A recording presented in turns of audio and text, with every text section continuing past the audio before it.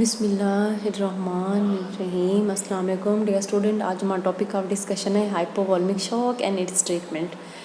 आप ये हाइपोवॉल्मिक shock picture में जैसा कि दिखाया हुआ है, ये हार्ट दिखाया गया है, ये हेल्थी, आगे हाइपोवॉल्मिक। ठीक है, हम डिटेल में इसकी स्टडी करेंगे। अब जो हाइपोवॉल्मिक शॉक होते हैं, क्या होता है, डिक्रीज होता है intravascular blood volume to such an extent that effective tissue perfusion.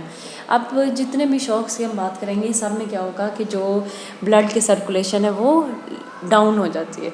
अगर हम हाइपोवॉल्मिक की बात करते हैं तो टिश्यू परफ्यूजन इसमें कम हो जाती है, मेंटेन नहीं रहती।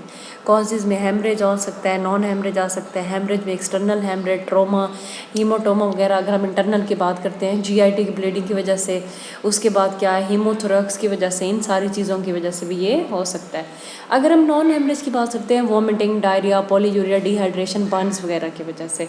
क्लिनिकल फीचर क्या होते हैं इसमें, एंजाइटी होती है, एजिटेशन होती है, समझ नहीं आ रही होती है, ठंड लगती है, क्लैमी स्किन होती है, कन्फ्यूजन होती है, डिक्रीज और नो यूरिन, समटाइम बिल्कुल ही यूरिन आउटपुट नहीं होती, जनरलाइज्ड वीकनेस, बहुत ज़्यादा वीकनेस होती है और पेल स्किन हो जाती है। अगर रैपिड ब्रीदिंग होती है, बहुत ज़्यादा फास्ट ब्रीदिंग हो जाती है, टैकीकार्डिया हो जाता है, sweating, moist skin, unconsciousness, some time बंदा अनकॉन्शियस भी हो जाता है। और इसमें क्या होता है, ज़्यादातर क्या होता है, रैपिड ब्लड लॉस होता है, जिसकी वजह से सीवियर सिम्टम अपीयर होते हैं। अगर हम डायग्नोसिस की बात करते हैं तो इसमें temperature, pulse, breathing, blood pressure वगैरह चेक किया जाता है। सबसे पहले वाइटल चेक किया जाता है और उसके मुताबिक फर्दर आगे इन्वेस्टिगेट किया जाता है। अगर हम मैनेजमेंट की बात करते हैं तो ये अंडरलाइन, जैसे हमने पढ़ा कि ऐसी कंडीशन होती है जिसमें हम लोग मैनेजमेंट में देखते हैं मैक्सिमम ऑक्सीजन डिलीवरी कर सकते हैं, फर्दर ब्लड लॉस को कंट्रोल कर, फ्लूइड रेस्पिरेशन प्रोवाइड कर सकते हैं। इसमें फर्दर टेस्ट की हमारी ज़रूरत होती है, एक्सरेज वगैरह, ultrasound, CT scan, blood test, serum, blood urea nitrogen, potassium वगैरह, यूरिन टेस्ट वगैरह, ईसीजी वगैरह, एबीजी वगैरह, इन सारी चीज़ों से इन्वेस्टिगेट किया जा सकता है। एमरजेंसी मैनेजमेंट में देखेंगे वेटेंट एयरवे प्रोवाइड की जा सकती है, ब्लीडिंग पार्ट को असेस किया जा सकता है, प्रेशर जो होता है ब्लीडिंग पार्ट का उसको चेक किया जा सकता है, एलिवेशन पॉइंट को और वेनस एक्सेस की जा सकती है, और फ्लूइड मैनेजमेंट को प्रोवाइड किया जा सकता है। इनिशियल फ्लूइड जो हमारे पास होते हैं आईवी लाइन के फॉर्म में या लार्ज गॉज नीडल्स होती हैं 16-18 बोथ हैंड में, वो लगाई जाती हैं।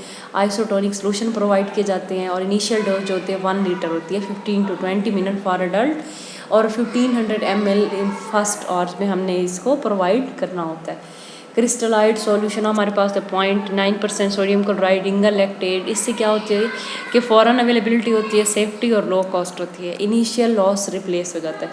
अगर हम डिसएडवांटेज की बात करते हैं तो rapid movement from the intravascular to the extravascular resulting in the tissue oedema. Colloid solution में हमारे पास अल्ब्यूमिन वगैरह आते हैं, हाइड्रोक्सीथिल स्टार्च आते हैं, डेक्स्ट्रिन, जेलाटिन वगैरह। लिमिटेशन इसकी क्या आ जाती है कि रिस्क ऑफ रिएक्शन हो सकता है, जब एकदम से हम लोग आईवी लाइन पे जाते हैं तो रिएक्शन हो सकता है, जिसकी वजह से बहुत ज़्यादा डेंजरस हो सकता है।